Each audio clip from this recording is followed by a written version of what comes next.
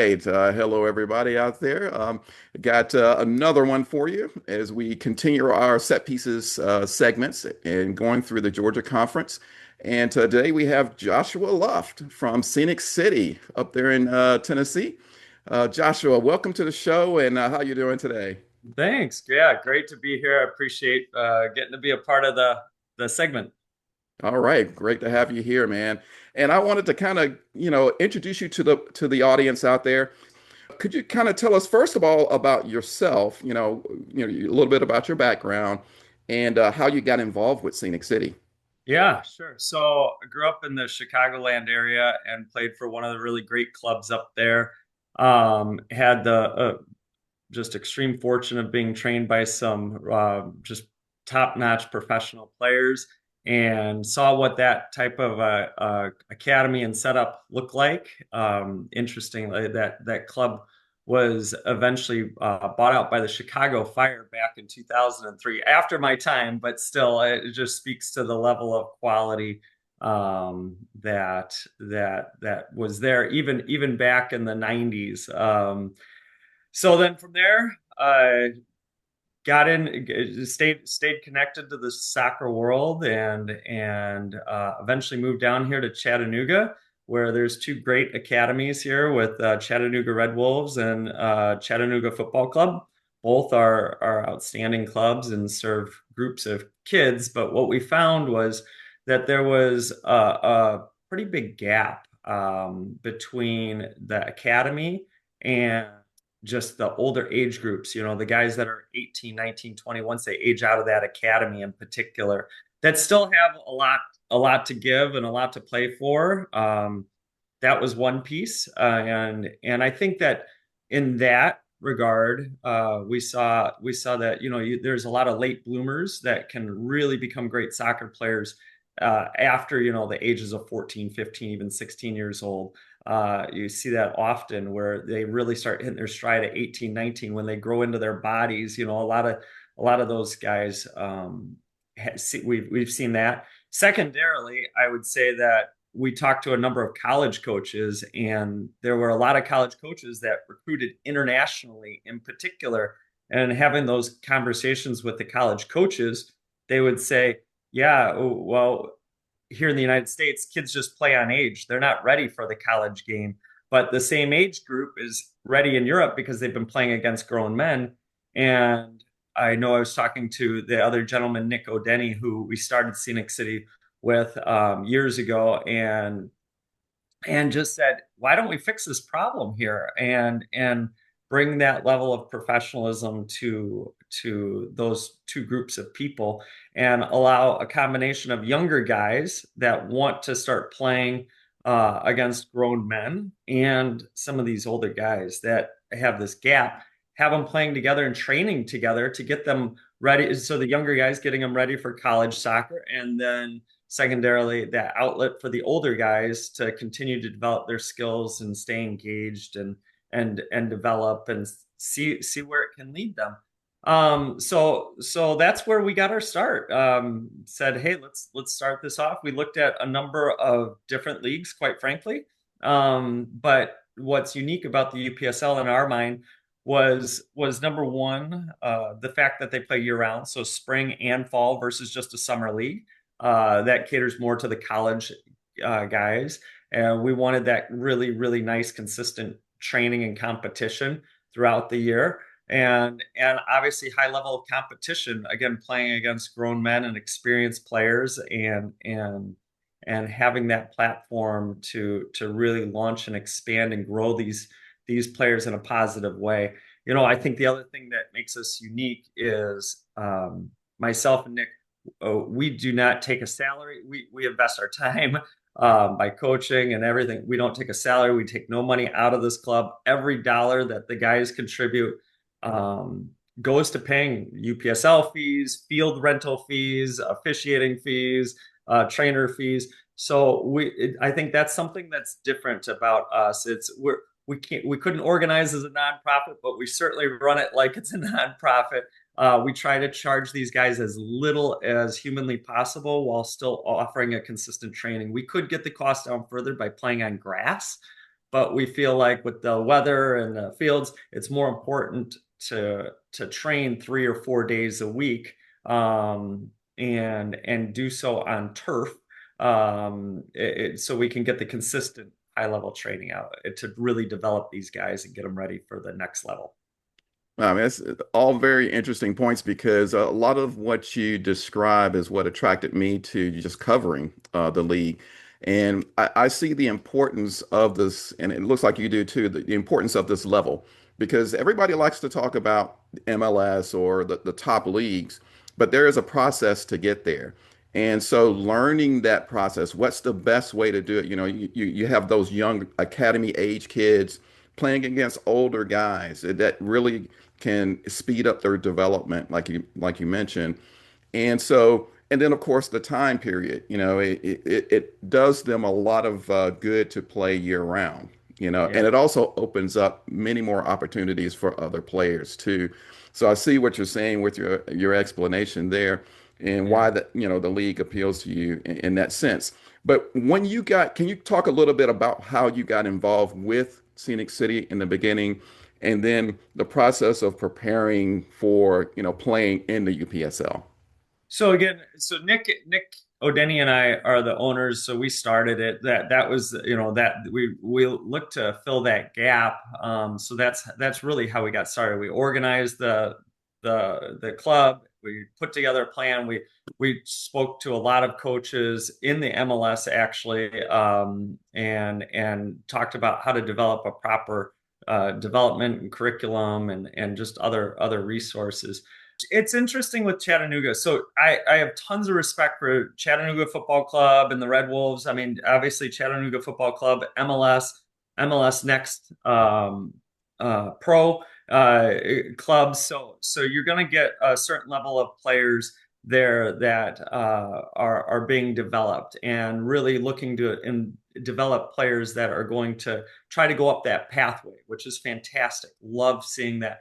Red Wolves are at the academy level, more ECNL based, and again looking to try to develop kids for soccer. Usually, those kids are playing on age, right? Like sometimes they get to train in the higher environments, but rarely do they really get that experience on a day in and day out basis, and moving up.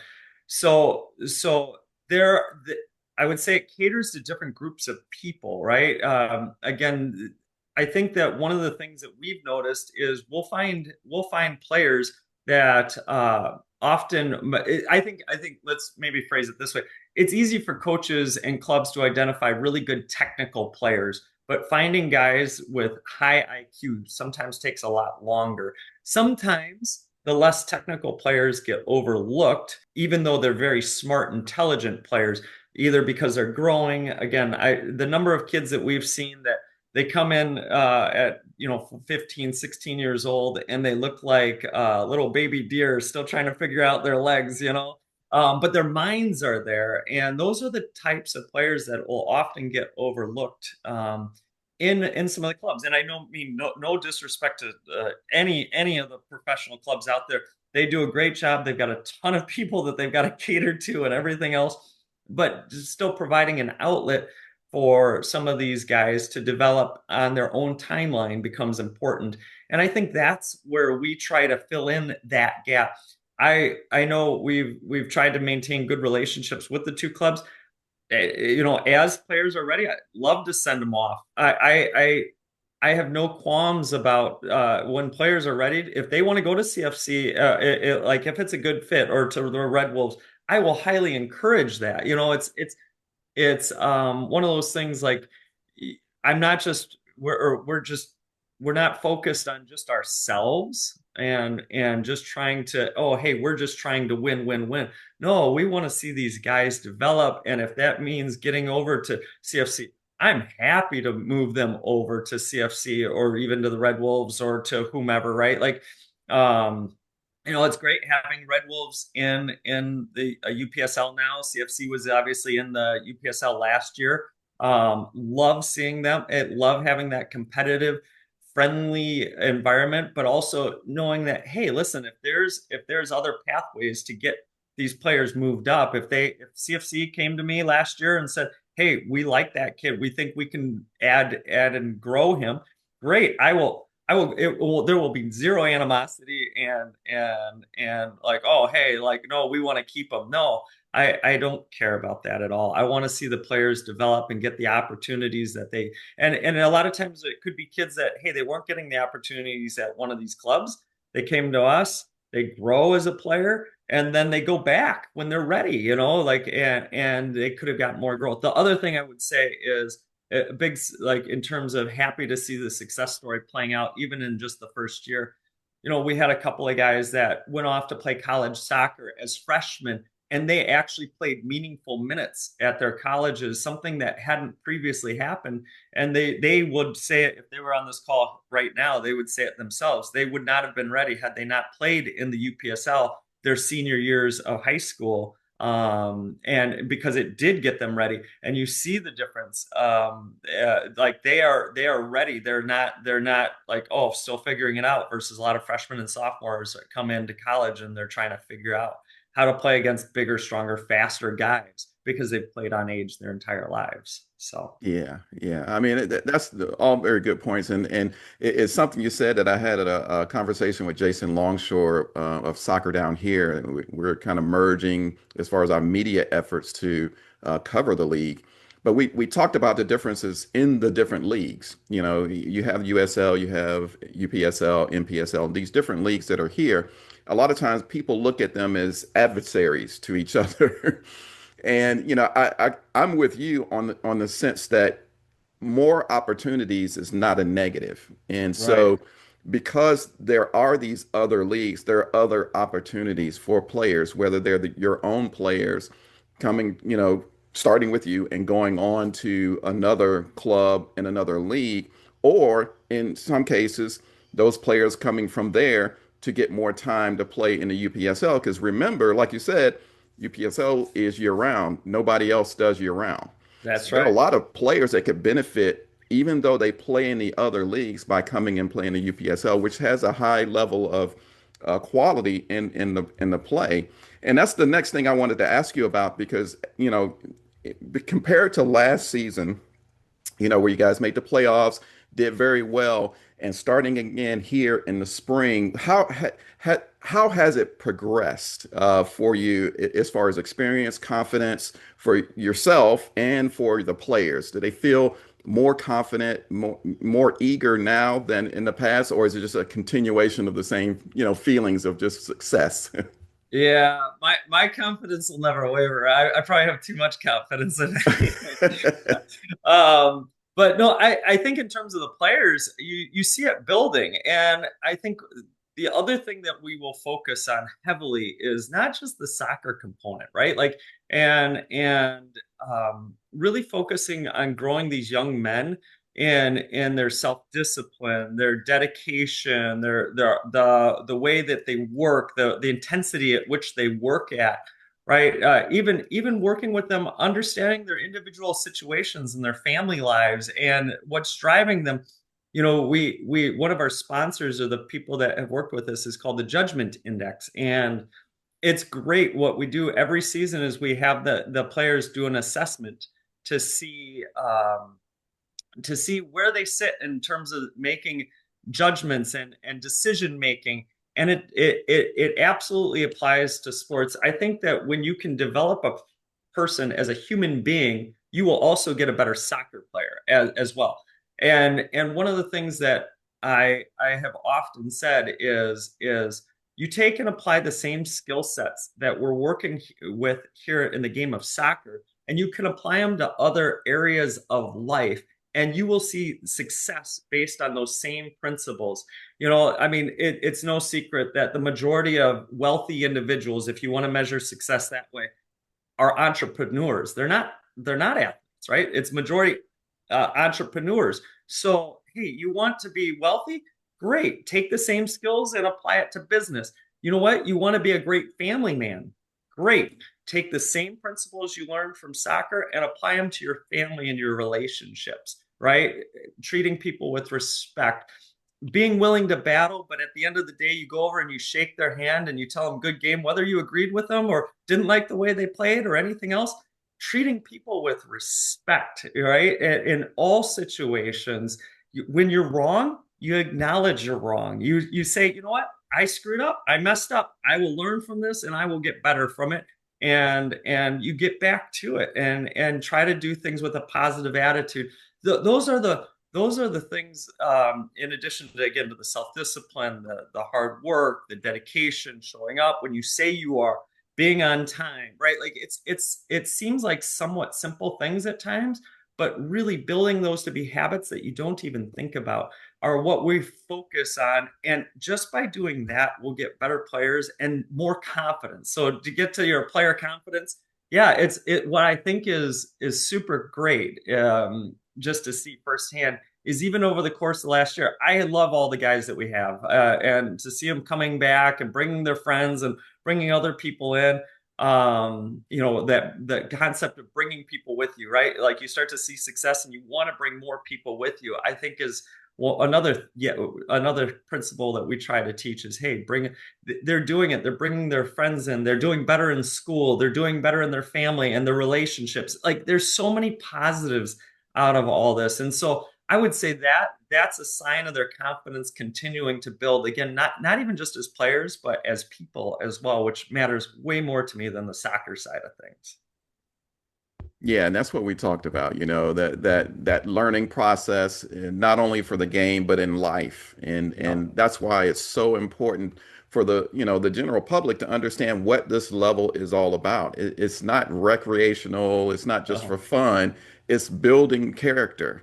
that's right. And just what you described, and that's what appeals to me. That's why ASMG was created, was to bring these stories to the front, so so that the people can see that. Because when you look at think about going to a MLS game. You can get an entertainment going there, but it's very expensive.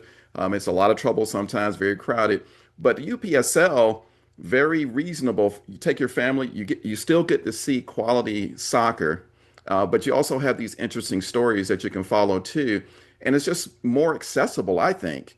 And Yeah. it's a companion to what's going on at the other leagues and at the other levels. So Yeah. there's nothing negative I see, and I see what you're saying about building these characters within the players so that they become better, husbands and family members and employers or entrepreneurs, those types of things, that this Yeah. all is wrapped up in that. So it's good to see that expressed here, as well. But I'm going to ask you one more question. Yeah. In this interview, and it's about the end goal. We talked a little bit about the building part of it. What do you want to accomplish as a club, long term, if I can ask that? Yeah. So I'm gonna give you a multi-part answer, I guess, like usual here. But the first and foremost thing, we want to have a positive impact in all the players' lives, first and foremost, right? Again, growing them to be better men in any context, and using the game of soccer to do that and teach those principles, right?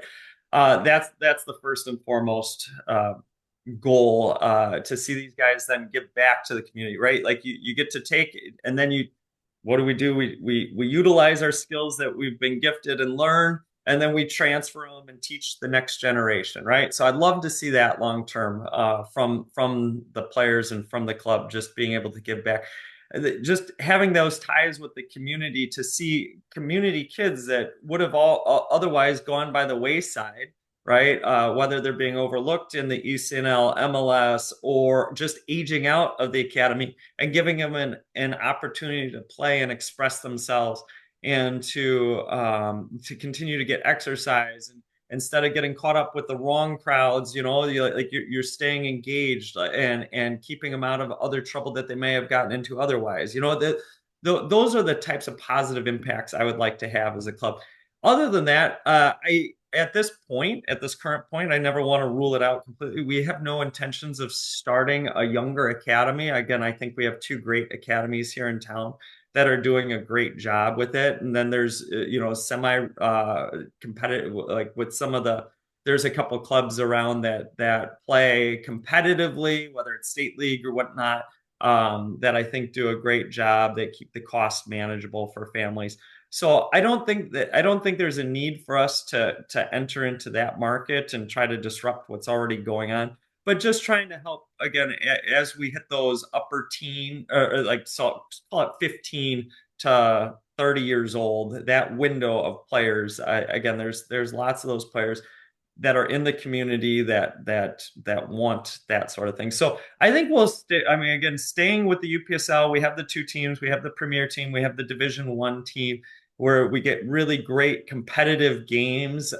Again, guys that have played in college and even professionally would tell you that um, these are very, very competitive, very similar in quality, right?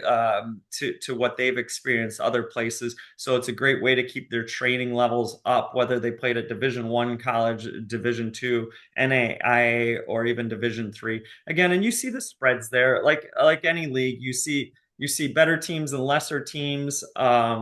So like I'll pick on USL two. Some of the top teams in USL2 are incredible, but the bottom teams are actually worse than some of the teams in the UPSL, right? So not trying to pick on but the same thing applies to UPSL. You have the top teams that are very competitive. One of the things I love about the Georgia Conference is the promotion and relegation, which makes it far more competitive for both the Division One and the Premier Division, and you get a high level of quality all the games rather than you play for 2 games out of 10 where you've got competitive games and you've got the other 8 that are kind of like, all right, we're just this is a cakewalk, right? Like that doesn't really help people develop.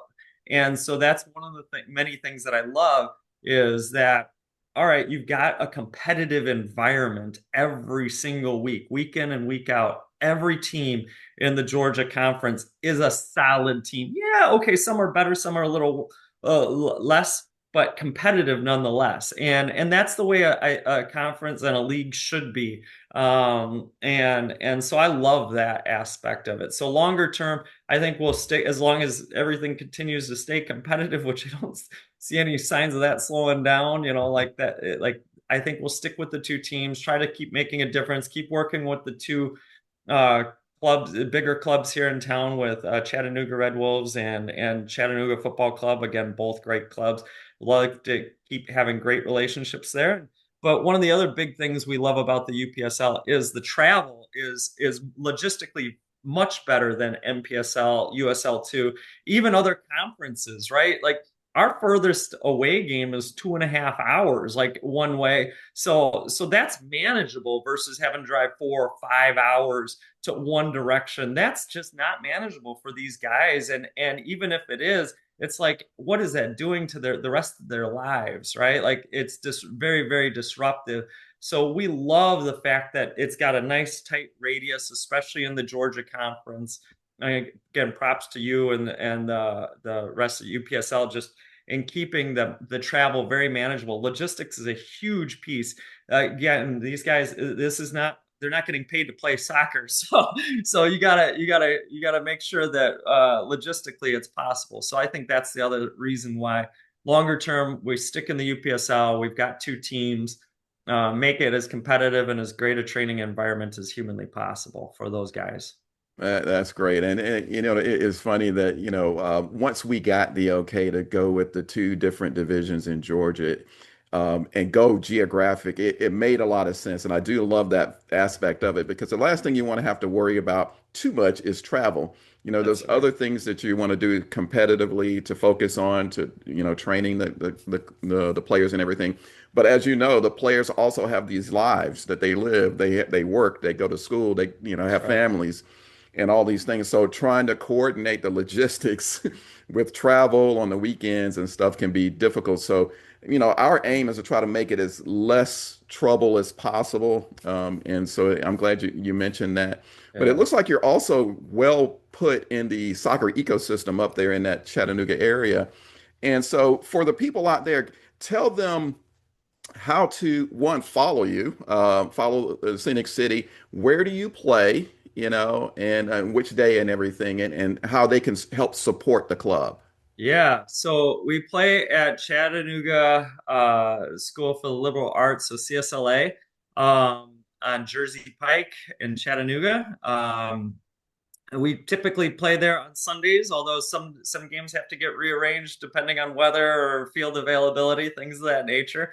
In terms of following us, we are on Instagram, and just under Scenic City Soccer Club. It should pull up for you. Love to have you join us in that regard.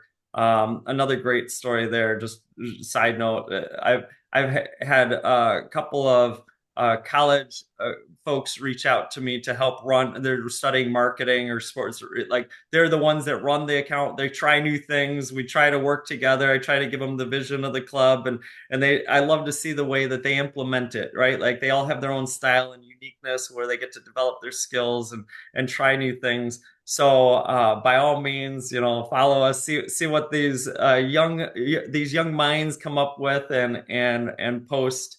And so that's the best way to follow us at this point. Right. All right. Well, all good stuff. I'm glad we had an opportunity to chat. I know we've talked before, but Yeah. this is the first time we've had to kind of sit down formally and introduce you to the audience that we Yeah. have here. So hopefully we'll get to do this again as the season goes on. We'll see how the progress is going and see if we get into the postseason and what can happen from there. Yeah. So, Sounds good. Sounds well, great. Thanks, Andre.